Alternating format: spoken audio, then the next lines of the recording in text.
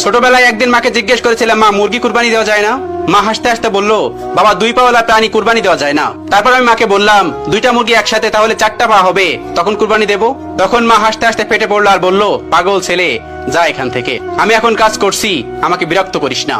আমার বাবা সামান্য একটা জুট মিলে চাকরি করত, সামান্য বেতন পেত, সেই বেতনে কুরবানি দেওয়া সম্ভব হতো না। কুরবানি ঈদের দিন মুরগি জবাই করা যায় না, তাই বাবা ঈদের আগের দিন মুরগি জবাই করে বেছে হালকা রান্না করে কষিয়ে রেখে দিত।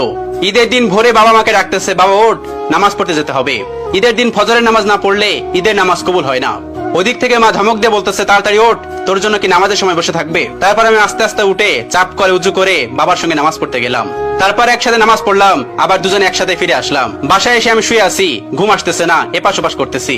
ওপাশে বাবা নফল নামাজ পড়তেছে। নামাজ শেষ হওয়ার পর মোনাজাতে কান্না করে কি যেন বলতেছে। আমি দেয়ালে কান লাগিয়ে শুনলাম, বাবা বলতেছে, হে আল্লাহ, তুমি আমাকে কুরবানি দেওয়ার সামর্থ্য দাওনি। আশেপাশে সবাই কুরবানি দেয়, কুরবানি গরু নিয়ে সবাই কত আনন্দ করে, কত ফুর্তি করে, কিন্তু আমি কুরবানি দিতে পারি না। আমার সন্তান না জানি কতটা কষ্ট পায়। আমাকে না হয় কুরবানির সামর্থ্য দাওনি, কিন্তু আমার সন্তান যখন বড় হবে তাকে অনেক বড় করে এবং কুরবানি দেওয়ার সামর্থ্য দিও। বাবার এই কথা শুনে সেদিন আমিও কেঁদেছিলাম। মনে মনে ভেবেছিলাম, আমি যখন বড় হব তখন আমি অনেক বড় একটা গরু কুরবানি দেব, আর বাবা সেটা দেখে অনেক খুশি হবে। তারপর সকাল হলো, বাবার সঙ্গে পুকুরে গোসল করতে গেলাম। ঈদের আগের দিন বাবা নতুন সাবান আনতো, সেই সাবান দিয়ে পুকুরে গোসল করলাম। তারপর গোসল শেষ করে বাড়িতে আসলাম। পুরনো পাঞ্জাবিটা পরে ঈদের নামাজ পড়ার জন্য ঈদের মাঠে গেলাম। আগেই বলে নেই, ওই সময় আমাদের 2 ঈদে নতুন কাপড় কেনার সামর্থ্য ছিল না। এক ঈদে কিনে দিত, সেটা দিয়ে 2 ঈদ পার করতে হতো। তারপর নামাজ শেষ করে বাবাকে নিয়ে গেলাম মাঠের দক্ষিণ পাশে মেলা বসতো, সেখানে অনেক খেলনা বসতো। সেদিন আমি একটা গাড়ি কেনার জন্য অনেক কান্না করেছিলাম, কিন্তু বাবা কিনে দেয়নি। আমাকে একটা বন্দুক কিনে দিয়েছিল, আমি বাড়িতে এসেও কান্না করেছিলাম। মা তখন বলতেছে, কি চেয়েছিল ছেলেটা, কিনে দাওনি কেন?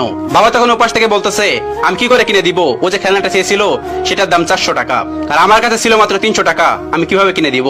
সেদিন আমি বুঝতে পেরেছিলাম আসলে বাবার সামর্থ্য নেই, তাই বাবা কিনে দিতে পারেনি। তারপর কান্না বন্ধ করে দিলাম। কিছুক্ষণ পর মা এসে আমার ডেকে নিয়ে গেল।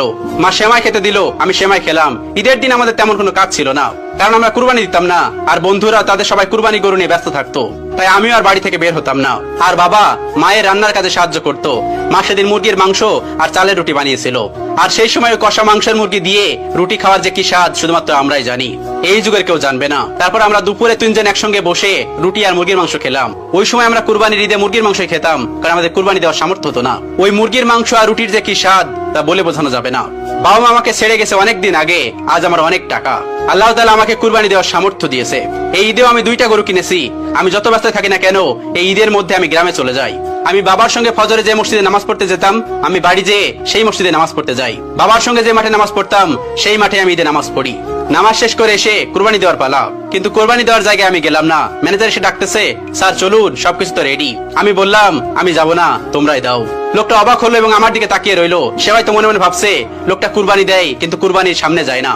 কিন্তু আমি ওকে কি করে বোঝাই, ওই গরু দেখলেই যে আমার বাবার কথা মনে পড়ে যায়। তখন আমি তাকে বললাম, যারা যারা কুরবানি দেয়নি প্রত্যেকের বাড়িতে কুরবানির মাংস পাঠিয়ে দিও। তখন ও বলল, আচ্ছা ঠিক আছে, এই বলেও চলে গেল। এখন কুরবানির দিনে গরু মাংস রান্না হয়, কত মানুষ আসে, কত আনন্দ হয়, কিন্তু আমার গরুর গোশত খেতে ইচ্ছা করে না, আমার ভালো লাগে না। আমার ইচ্ছা করে মুরগির মাংস দিয়ে রুটি খেতে। তবু আমি কাউকে কিছু বলি না, কারণ আমি জানি আজকে আমি রুটি আর মুরগির মাংস খেলেও সেই স্বাদটা আর পরিতৃপ্তিটা পাবো না। সেই স্বাদটা যে হারিয়ে গেছে, সেটা যে ছিল আমার মায়ের হাতের রান্না।